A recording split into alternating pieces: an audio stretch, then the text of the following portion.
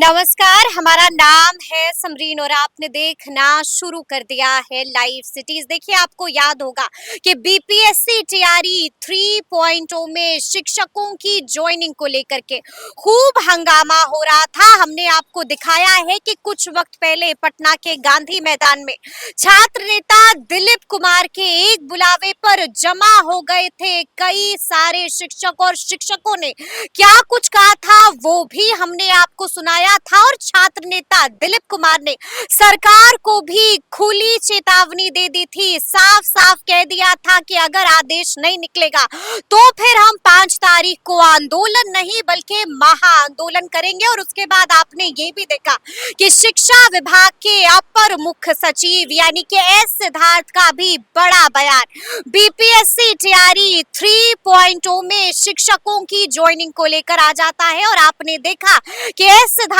ने साफ साफ कह दिया था कि अगले सप्ताह तक इसको लेकर के हम आदेश निकाल देंगे। तो आपको बता दें कि अभी अभी हमने इसको लेकर के सीधी बातचीत की है छात्र नेता दिलीप कुमार से और जानने की कोशिश की है कि अब इस बयान के बाद क्या कुछ करेंगे शिक्षक और क्या कुछ करेंगे छात्र नेता दिलीप कुमार। तो क्या कुछ कह रहे हैं दिलीप कुमार, सबसे पहले आप उनको सुनिए। नमस्कार दिलीप, समरीन बात कर रहे हैं लाइव सिटीज से। जी नमस्कार। सबसे पहले तो हम आपसे जानना चाहेंगे कि एसीएस एस सिद्धार्थ का बड़ा बयान आया है। आप लोगों ने बीपीएससी तैयारी 3.0 में ज्वाइनिंग को एक बड़ा मुद्दा बना दिया था, जिसके बाद एस सिद्धार्थ ने साफ साफ कहा है कि अगले सप्ताह तक यानी कि इसी सप्ताह हम लोग ज्वाइनिंग को लेकर के बड़ा आदेश निकाल देंगे। भरोसा है इस सिद्धार्थ के बयान पर? देखिए, भरोसा तो कर सकते हैं क्योंकि एस सिद्धार्थ जी एक ईमानदार पदाधिकारी हैं और ये दिखावा नहीं करते हैं, तो इसलिए इन पे भरोसा तो है। लेकिन जब तक ऑफिशियली हो नहीं जाता तब तक तो पूरी तरह 100% माना नहीं जा सकता है ना। तो क्योंकि सरकारी कामकाज है और सरकारी कामकाज में कई बार होता है मुंह से बोल दिया जाता है और ऑफिशियली नहीं होता है। तो हम लोगों का आंदोलन 5 मई को है और एसीएस एस सिद्धार्थ सर ने जो कहा है उनके अनुसार 3 मई तक ज्वाइनिंग हो जानी चाहिए। तो अगर आधिकारिक रूप से ऑफिशियल कोई लेटर जारी हो जाता है नियुक्ति से संबंधित, स्कूल आवंटन से संबंधित, तो फिर हम लोग आंदोलन स्थगित कर देंगे। लेकिन अगर आधिकारिक रूप से कोई लेटर जारी नहीं होता है, स्कूल में ज्वाइन नहीं कराया जाता है, तो हम लोग तो फिर 5 को आंदोलन करेंगे ही। यानी कि आप ये कह रहे हैं कि 3 तक आप इंतजार कीजिएगा, नहीं तो फिर 5 तारीख को सड़कों पर उतरेंगे तमाम शिक्षक।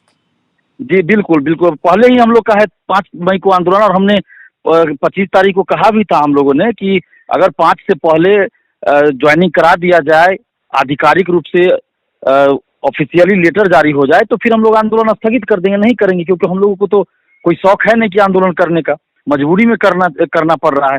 लेकिन चलिए, 25 को हम लोगों ने सरकार से, शिक्षा विभाग से मांग किया और 26 को ही एस सिद्धार्थ सर ने इस बात पे संज्ञान लिया और कहा कि हम शायद संभवतः 3 मई तक ज्वाइन करवा देंगे स्कूल में। तो ये अच्छी बात है कि कम से कम उन्होंने इस बात को संज्ञान लिया और यही लोकतंत्र में होना भी चाहिए कि कोई भी छात्र आंदोलन हो रहा है, शिक्षक आंदोलन हो रहा है, तो उनकी बातों को सुना जाना चाहिए। लेकिन यहाँ पर एक प्रश्न ये भी उठता है दिलीप कि ज्वाइनिंग में इतनी देर क्यों हो रही है?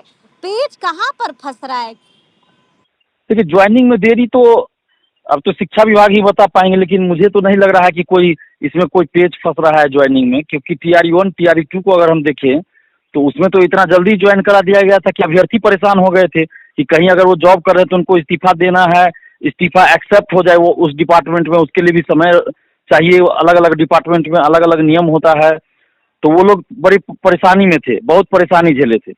लेकिन टीआरई 3 में अभ्यर्थी इस्तीफा दे चुके हैं और इनको ज्वाइनिंग नहीं कराया जा रहा है स्कूल में। तो ये तो अब सरकार की तरफ से ही कुछ होगा, जो भी हो। ये हो सकता है कि जितना हो सके लेट किया जाए, क्योंकि जैसे ही स्कूल ज्वाइन कराया जाएगा तो इन लोग को वेतन देना पड़ेगा। तो 9 मार्च को जब नियुक्ति पत्र मिला तो वेतन तो उसी दिन से शुरू हो जाना चाहिए इन लोगों का। नियुक्ति पत्र फिर किस चीज का मिला? नियुक्ति पत्र मिलने का क्या मतलब कि आप ऑफिशियली बिहार सरकार के कर्मचारी हो गए, अगर अधिकारी के पद के लिए कोई बहाली है तो अधिकारी हो गए। लेकिन यहाँ पे मतलब सरकार के राजकर्मी हो गए और आपको वेतन नहीं मिला, तो ये नियुक्ति पत्र का क्या मतलब? मुझे समझ में नहीं आ रहा है कि भाई जब मुख्यमंत्री जी नियुक्ति पत्र बांट देते हैं उसके बाद भी उस नियुक्ति पत्र का कोई महत्व नहीं रह गया, न स्कूल आवंटित हुआ, न ही उनको वेतन मिल रहा है, तो फिर नियुक्ति पत्र देने का मतलब कहाँ रह गया? तो इससे अच्छा था कि मुख्यमंत्री जी नियुक्ति पत्र नहीं जी। बांटते 9 मार्च को, 9 मई को बांट देते, वो ज्यादा अच्छा था। 9 अप्रैल को बांट देते, वो ज्यादा अच्छा था। हुँ, लेकिन देखिए दिलीप अभी भी कम हमने से कम, लेकिन अभी दिलीप भी हमने कम से देखा जी, था कि गांधी मैदान जी, में आपके साथ तमाम शिक्षक पहुंचे हुए थे, यानी कि अच्छी जी। खासी तादाद में पहुंचे हुए थे। लेकिन हम आपसे जानना चाहेंगे कि जैसे ही ये सिद्धार्थ का बयान आया, उसके बाद शिक्षकों की राय क्या थी? क्या उन्हें भरोसा देख है सिद्धार्थ पर? देखिए शिक्षकों को भरोसा है, लेकिन वो लोग भी, सभी लोग यही कह रहे हैं कि जब तक 5 मई को आंदोलन है और एसीएस सिद्धार्थ सर के अनुसार तो 3 या 4 मई तक स्कूल में ज्वाइन करा देना है। तो ठीक है, अच्छी बात है, ज्वाइन करवा दे तो 5 तारीख को हम लोग आंदोलन नहीं करेंगे। लेकिन अगर नहीं कराया जाएगा तो 5 को आंदोलन करेंगे ही हम लोग। 5 को और आंदोलन करेंगे ही करेंगे, सोच लिया नहीं, अगर है। ज्वाइन नहीं कराया गया तो, अगर ज्वाइन नहीं कराया बिल्कुल, जाता है तो बिल्कुल, करेंगे। बिल्कुल, बिल्कुल, तो करेंगे। अच्छा दिलीप, हम आपसे ये भी जानना चाह रहे हैं कि संजीव मुखिया को लेकर भी कई तरह की जानकारियाँ मिल रही हैं और कहा तो ये जा रहा है कि संजीव मुखिया ने कई बड़े-बड़े राज़ खोले हैं। साफ-साफ कह दिया है कि कई सफेदपोशों से भी संजीव मुखिया का कनेक्शन है। कई अधिकारियों के बच्चों को भी उन्होंने मेडिकल में दाखिला दिलाया है। इस पर दिलीप कुमार क्या कहेंगे? देखिए ये तो हम लोग पहले से कहते आ रहे हैं कि संजीव मुखिया इतने दिनों से छुपा कैसे रह गया है। इसका मतलब इसको संरक्षण देने वाला भी ताकतवर है और बड़े बड़े लोग हैं, नेता होंगे, बड़े अधिकारी होंगे। और ये एक्सेप्ट भी कर रहा है अब कि कई अधिकारियों के बेटा बेटी को ये मेडिकल में एडमिशन करवा चुका है, बनी सेटिंग करवा चुका है, और भी जगह करवाया होगा सेटिंग। अभी तो और भी पूछताछ होगी, रिमांड पे फिर से शायद लिया जाएगा। हो सकता है आज ही फिर से रिमांड के लिए आर्थिक अपराध इकाई ने कोर्ट में अपील किया हो, रिमांड मिल गया होगा तो वो फिर से पूछताछ उससे होगी और उम्मीद है कि मिल ही जाएगा। लेकिन लेकिन सवाल यह है कि संजीव मुखिया अकेला तो होगा नहीं। मैं बार बार यही चीज कह रहा हूँ कि संजीव मुखिया के साथ और भी कई लोग होंगे जो इस धांधली सेटिंग के खेल में रह रहे होंगे, तो इसलिए उन पे भी कार्रवाई होनी चाहिए। और संजीव मुखिया ने एक बात और कही है कि अपनी पत्नी को एमएलए एमपी बनाना चाहता था। अब बिल्कुल, और इस बात बिल्कुल। को मैं बराबर इंगित करता हूँ कि राजनीतिक संरक्षण नहीं मिलना चाहिए शिक्षा माफियाओं, परीक्षा माफियाओं को, और संजीव मुखिया को राजनीतिक संरक्षण मिल रहा है। इसकी पत्नी को राजनीतिक पार्टी टिकट देते हैं और ये पैसा देकर टिकट खरीदता है संजीव मुखिया। फिर अभी 2020 में चुनाव लड़ा था, हार गई इसकी पत्नी। अभी अब इस बार भी चुनाव लड़ाने के फिराक में है, 2025 के विधानसभा चुनाव में भी। तो ये पैसा लेकर टिकट खरीदता है, पैसा देकर के टिकट खरीदता है। किसी भी राजनीतिक पार्टी को ये पैसा देता है करोड़ों रुपया, और उसके बदले टिकट खरीदता है अपनी पत्नी का, ये एमएलए का। तो ये तो राजनीतिक संरक्षण मिल रहा है। तो चुनाव आयोग को भी ये सब चीज देखना चाहिए कि अगर कोई पार्टी पैसा लेकर टिकट दे रहा है और शिक्षा माफिया को टिकट दे रहा है तो वैसे पार्टी पे भी कार्रवाई होनी चाहिए, वैसे नेताओं पे भी कार्रवाई होनी चाहिए। और क्या ऐसे लोग चुनाव लड़ सकते हैं? और संजीव मुखिया की सारी संपत्ति जब्त होनी चाहिए, जहां जहां ये अपार्टमेंट बनाया हो, जहां जमीन खरीदा हो, सारा चीज, और भी कोई अगर संपत्ति अर्जित किया हो तो सब कुछ इसका जब्त होना चाहिए। स्पीडी ट्रायल करके इसको सजा होनी चाहिए।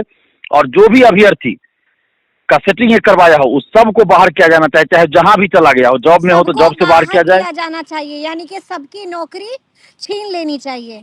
और दूसरी बात, और सबसे बड़ी बात कि इसको स्टूडेंट कहाँ से मिलता है, इसकी भी जांच होनी चाहिए कि कोई कोचिंग वाला तो नहीं इसको स्टूडेंट दे रहा है, क्योंकि नीट में ही करा रहा है, सिपाही में करा रहा है, बीपीएससी शिक्षक भर्ती में करा रहा है, और भी कई बीपीएससी में करा रहा है ये सेटिंग। तो इसको स्टूडेंट कहाँ से मिल जा रहा है इतना, ग्रुप में अच्छा हजारों की दिलीप, हजारों हम संख्या आपसे में। ये भी जानना चाहेंगे, आपको क्या लगता है कि क्या बड़े बड़े धराएंगे संजीव मुखिया के खुलासे के बाद?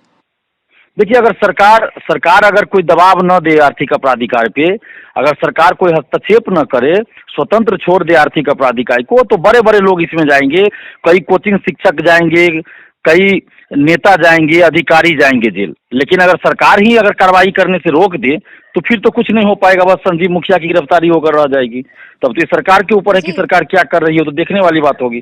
ठीक है, लेकिन अंत में हम आपसे जानना चाहेंगे कि डोमिसाइल का क्या होगा दिलीप? इसको भी आपने एक बड़ा मुद्दा बना दिया है, बार बार कह रहे हैं कि बिहार मांगे डोमिसाइल, क्या होगा डोमिसाइल का?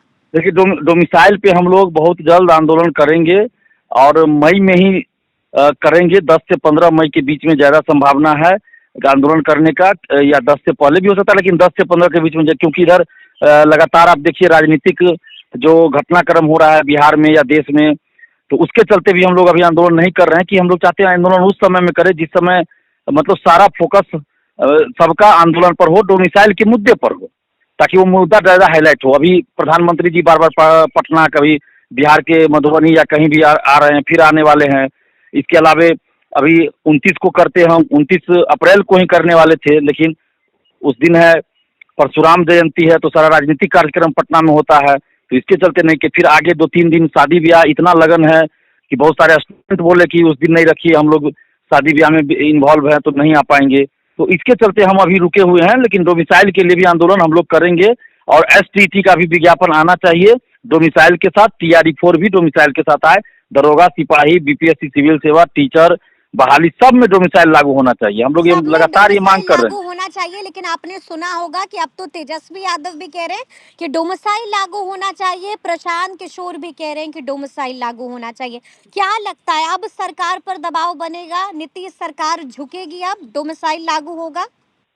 देखिए, निश्चित रूप से सरकार पे दबाव तो बनेगा ही, और चलिए खुशी है कम से कम हम लोग जब डोमिसाइल का मुद्दा उठा रहे हैं तो कुछ पॉलिटिकल पार्टी के बड़े बड़े नेता भी अब डोमिसाइल की बात कर रहे हैं, नहीं तो अभी तक तो कोई डोमिसाइल की बात करते नहीं थे, न प्रशांत किशोर जी कभी, न तेजस्वी यादव जी। जब तेजस्वी यादव जी सरकार में थे तो TRE-1 में डोमिसाइल लागू हुआ, फिर डोमिसाइल हट गया, TRE-2 में डोमिसाइल लागू नहीं हुआ, TRE-1 में लागू नहीं रहा। तो अब जब विपक्ष में है तो कम से कम हम ही लोग जब आंदोलन का आह्वान किए तो कह रहे हैं कि डोमिसाइल लागू करेंगे, तो अच्छी बात है। इसी तरह जदयू बीजेपी को भी सोचना चाहिए और सर्वदलीय बैठक इस पे बुलाना चाहिए सरकार को। सर्वदलीय बैठक बुलाए, बुलाना चाहिए डोमिसाइल के बिल्कुल मुद्दे पर।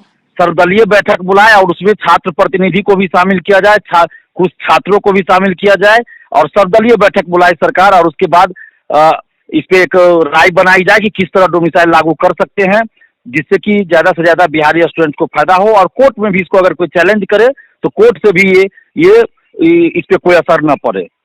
तो सुना आपने कि क्या कुछ कहा है छात्र नेता दिलीप कुमार ने, और साफ साफ कह दिया है कि हम 3 तक इंतजार करेंगे, अगर उसके बावजूद आदेश नहीं निकलता है तो फिर हम 5 तारीख को सड़कों पर उतरेंगे और आंदोलन नहीं बल्कि महा आंदोलन करेंगे। आपने ये भी देखा है कि संजीव मुखिया के खुलासों को लेकर भी दिलीप कुमार ने बहुत कुछ कहा है और साफ साफ कह दिया है कि अगर सही दिशा में कार्रवाई होती है तो बड़े बड़े राज खुलेंगे। और डोमिसाइल को लेकर के क्या कुछ कहा है दिलीप ने, वो भी हमने आपको सुनाया है। तो फिर ये पूरी बातचीत आपको कैसी लगी है कमेंट करके हमें जरूर बताइएगा। तो ऐसे तमाम अपडेट्स के लिए बिल्कुल ऐसे ही हमारे साथ बने रहिएगा और देखते रहिएगा लाइव सिटीज। बहुत शुक्रिया।